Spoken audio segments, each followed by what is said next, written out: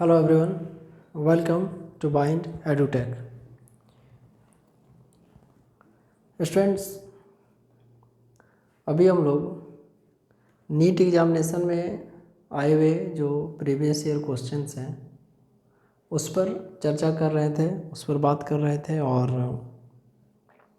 Class 11th का जो topic है काइनेमेटिक्स, उसमें मोशन इन वन डायमेंशन पर डिस्कशन हो रहा था। और आज का जो हमारा फर्स्ट क्वेश्चन है वो है 2009 में पूछा गया question.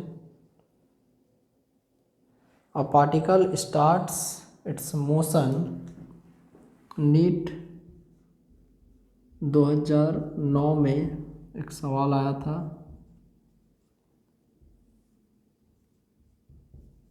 A particle starts its motion, a particle starts its motion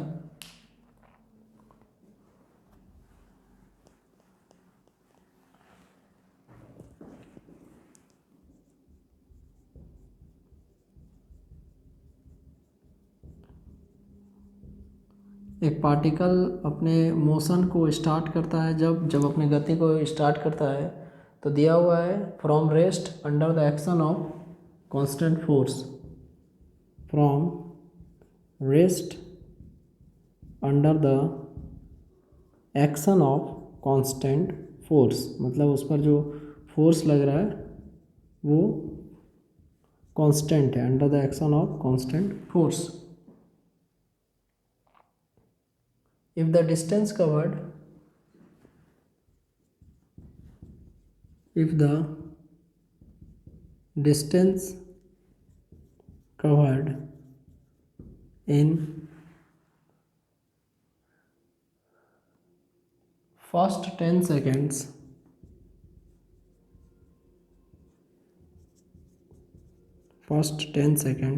is S1 and that covered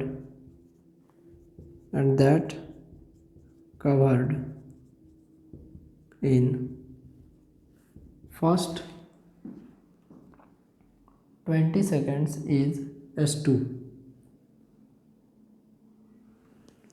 First 20 seconds is S2.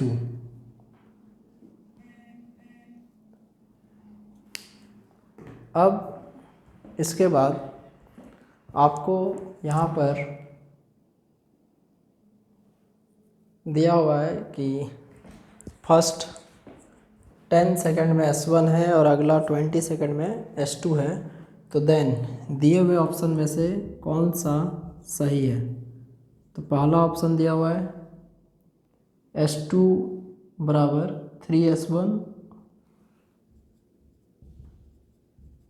S2 बराबर 3S1, और दूसरा है S2 बराबर 4S1, तीसरा है S2 बराबर S1 और चौथा है S2 बराबर 2S1। देखिए, इसमें से आपसे ये पूछा जा रहा है कि जैसे कोई पार्टिकल रेस्ट से स्टार्ट करता है तो इसमें हम लोग एक चीज़ ऐड करेंगे, इफ़ अ पार्टिकल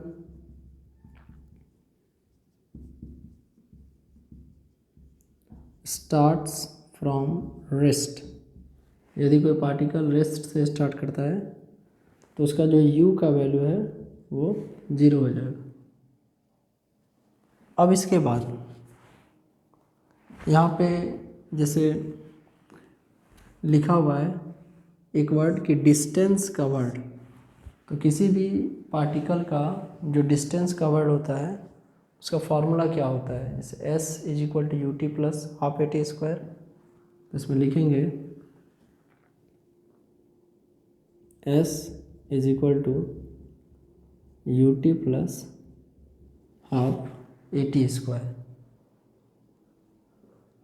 अब इसके बाद जो पहला पार्टिकल है उसका फॉर्मूला पुट करने से पहले हम लोग जो u का वैल्यू है उसको हम लोग यहाँ पे लिख देंगे दैट u बराबर 0 है, तो s बराबर 0 into T plus half a t square. s बराबर आ गया हाफ ए टी स्क्वायर। देखिए यहाँ पर एक वर्ड का यूज किया गया है and this is the constant force. तो कांस्टेंट फोर्स का मतलब ये होता है कि यदि जैसे F इज इक्वल टू होता है ma, तो यदि फोर्स कांस्टेंट है तो ऑब्वियस सी बात है कि यहाँ पर जनरल कंडीशन में मास भी कांस्टेंट होगा, और मास कांस्टेंट है तो ऑब्वियस सी बात है एक्सेलरेशन भी कांस्टेंट होगा। तो यहाँ पे जो a है उस a को हम लोग एज इट इज रख देंगे। एज इट इज रख देंगे कहने का सेंस है s is equal to directly हम लोग ये जो a कांस्टेंट है और साथ में यहाँ पे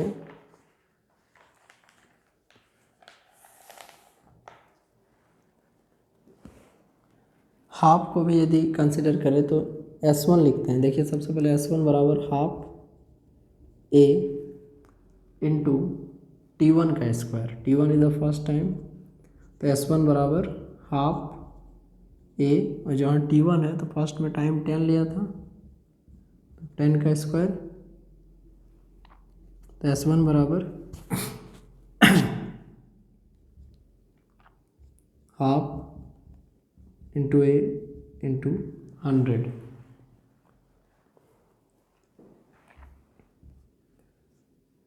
फिफ्टी आ जाएगा। s1 बराबर 50a। अब यहीं पे हम लोग यदि निकालें 4 सेकेंड हाफ, या आप बोल सकते हैं कि for the particle at 20 second. देखिए अगला के बाद जो नेक्स्ट, ठीक है, नेक्स्ट जो 10 सेकेंड होगा उसके बाद ही फर्स्ट 20 सेकेंड होगा। तो for second half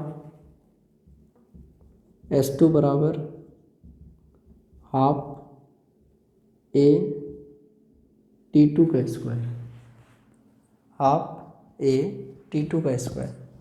and now इसके बाद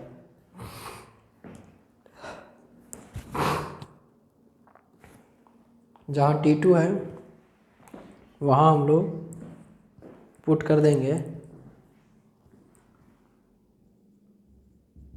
हाफ a 20 का स्क्वायर,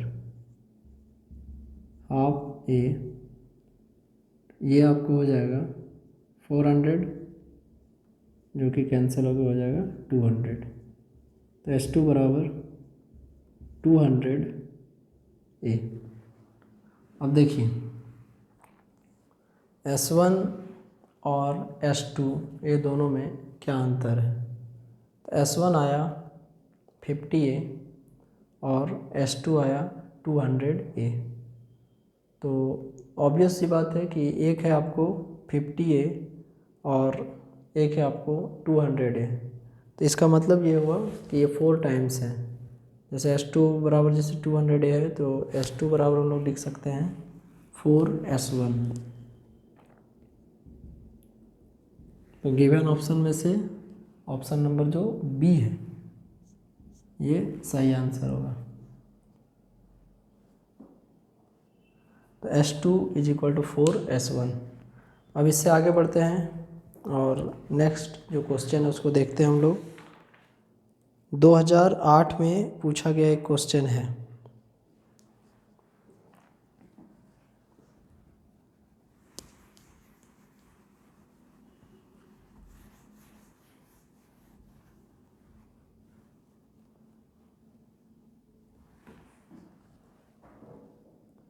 सवाल है ए particle moves in a straight line, 2008 का है। ए पार्टिकल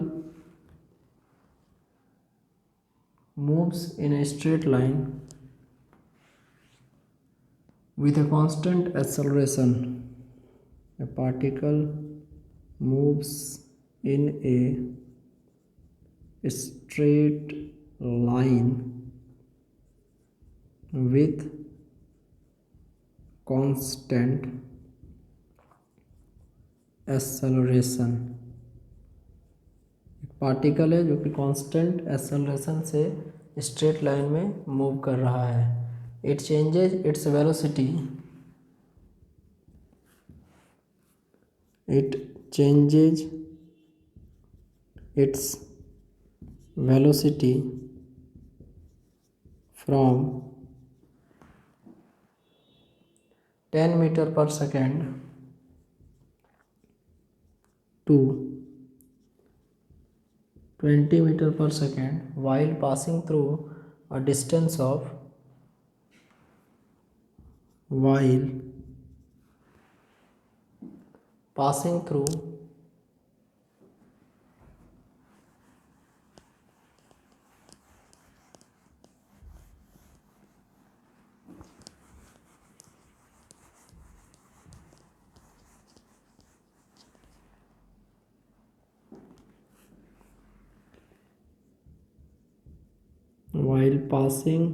through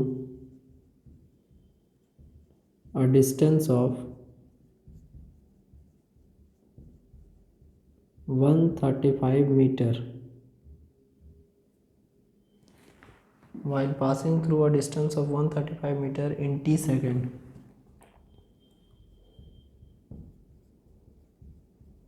The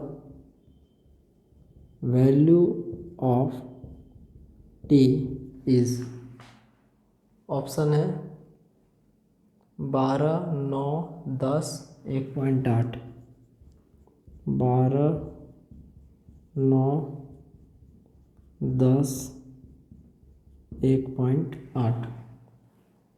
देखिए इसमें दिया हुआ है कि कोई पार्टिकल किसी स्ट्रेट लाइन में मूव कर रहा है, मोशन कर रहा है, और यदि कोई पार्टिकल स्ट्रेट लाइन में जैसे कि मोशन कर रहा है उसका एक्सेलरेशन कांस्टेंट है, एंड एक्सेलरेशन यदि कांस्टेंट है तो ऑब्वियस सी बात है यदि कोई वैसा कंडीशन नहीं है मास के बदलने का, बिकॉज देखिए मास भी चेंज होता है। मूविंग मास का फॉर्मूला m = m0/√(1-v²/c² होता है, तो मास भी चेंज करता है।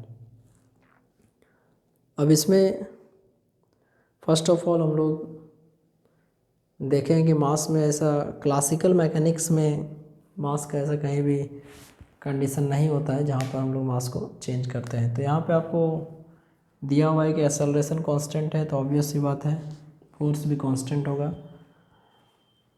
A particle moves in a straight line with constant acceleration, it changes its velocity from 10 meter per second to 20 meter per second while passing through a distance of 135 meter in t second. The value of t is, देखिए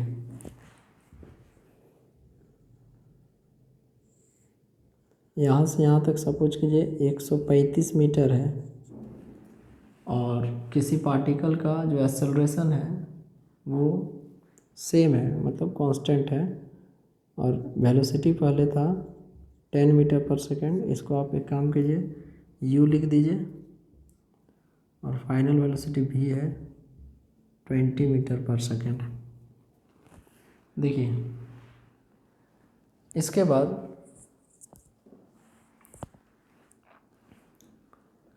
यहाँ से यहाँ तक इसको जाने में t time लगता है, तो आपको ये बताना है कि इस t का वैल्यू कितना होगा। तो फर्स्ट ऑफ ऑल इस क्वेश्चन में हम लोग जो फॉर्मूला अप्लाई करेंगे वो इक्वेशन ऑफ मोशन का जो थर्ड लॉ होता है v² is equal to u square plus 2as, वहाँ से हम लोग a फाइंड करेंगे and then after v is equal to u plus at से t फाइंड करेंगे। देखिए कुछ इस प्रकार से गिवन u मान लीजिए इनिशियल वेलोसिटी वो दिया हुआ है 10 मीटर पर सेकेंड और v आप देख लीजिए 20 मीटर पर सेकेंड है, s 135 मीटर है, आपको t कैलकुलेट करने के लिए बोला जा रहा है। तो देखिए इस क्वेश्चन में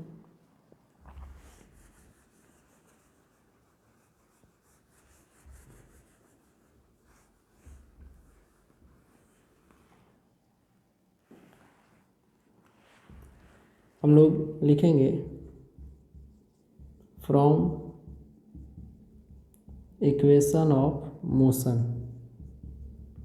इक्वेशन ऑफ मोशन से फॉर्मूला आता है v² is equal to u square plus 2as, तो उसको यहाँ पर हम लोग अप्लाई करेंगे।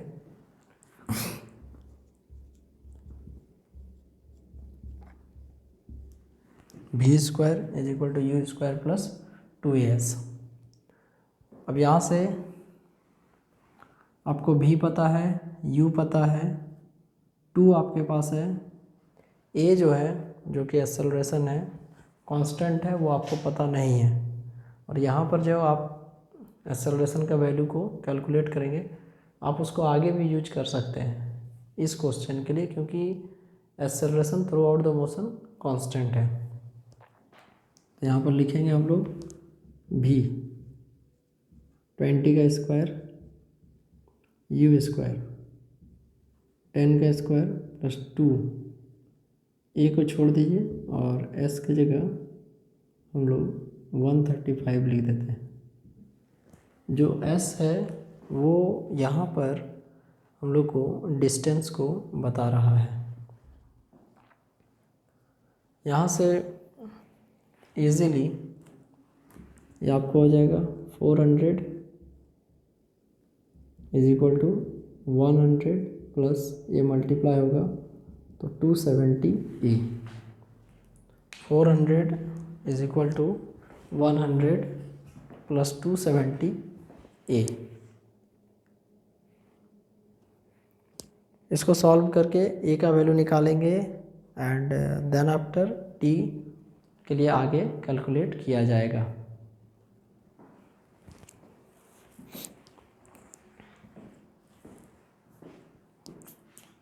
यहाँ से 400 इज इक्वल टू, या 400 में इधर माइनस कर दीजिए, 400 minus 100 is equal to 270 A.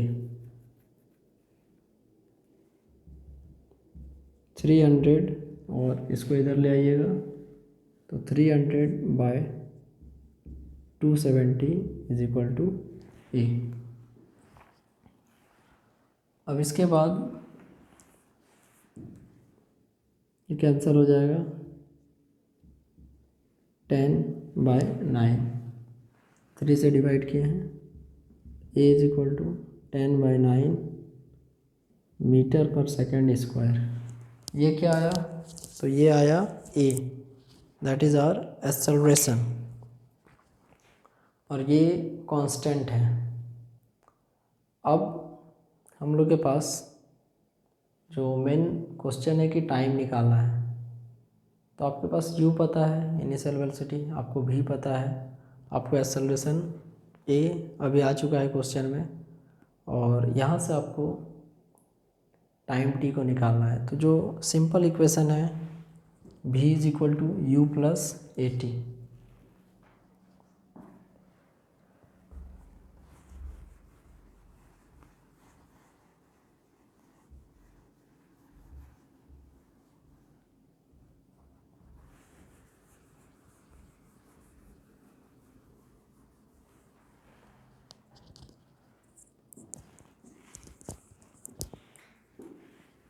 Since formula होता है v is equal to u plus a T.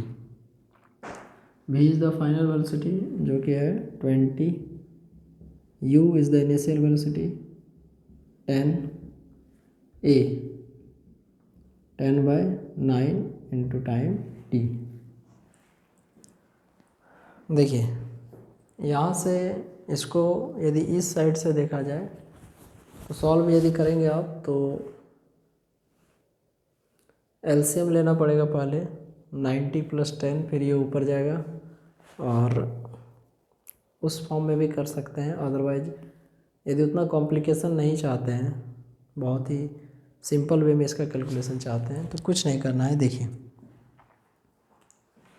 ये इधर चला जाएगा 10 होगा 20 और ये प्लस उधर जाएगा माइनस, तो 10 इज इक्वल टू 10/9 t।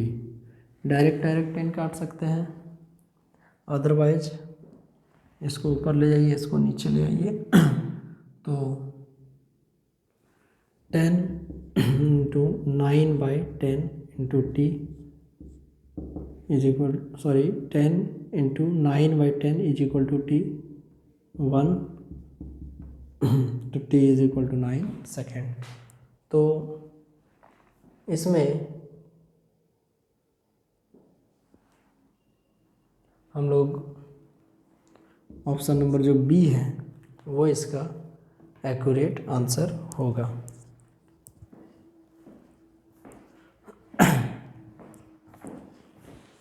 अब इसके बाद नेक्स्ट जो क्वेश्चन है और वो भी 2008 से ही है, सेम 2008 में ही पूछा गया था। इससे एक और question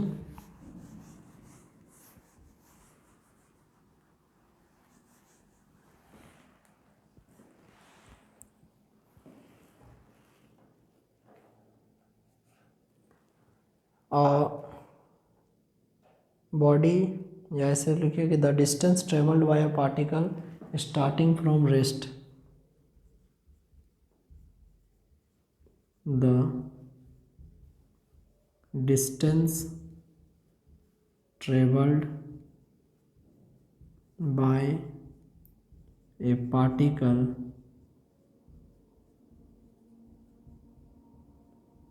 starting from rest, the distance traveled by a particle starting from rest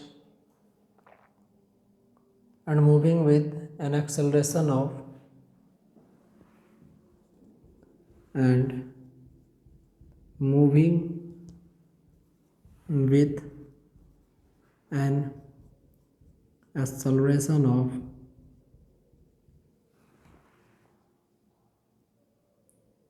4/3 meter per second square in the third second.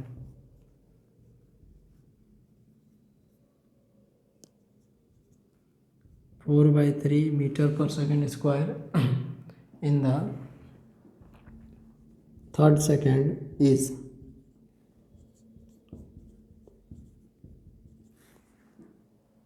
पहला ऑप्शन है 10/3 मीटर,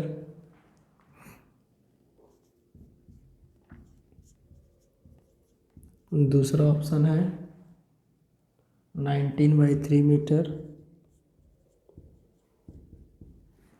तीसरा ऑप्शन है 6 मीटर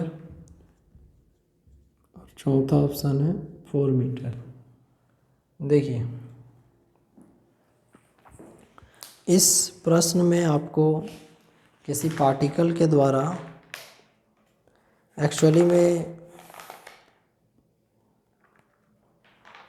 उस पार्टिकल के द्वारा तीसरे सेकंड में जो डिस्टेंस ट्रेवल किया गया वो निकालना है, ओनली तीसरे सेकंड में।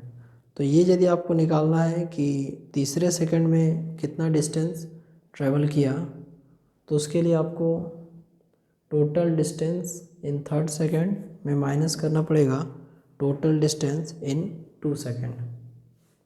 उसको यदि आप माइनस करते हैं तो आप इजीली थर्ड सेकेंड वाला डिस्टेंस निकाल सकते हैं। और इसके लिए आपको फॉर्मूला अप्लाई करना है, s is equal to u t plus half a t square. Question खुद ही आपको ये बता रहा है कि इनिशियल स्टेज में रेस्ट से शुरू करता है, तो u का वैल्यू आपको ऑलरेडी 0 लेना है। ओके स्टूडेंट्स, तो आज का लेक्चर यहीं तक रहेगा।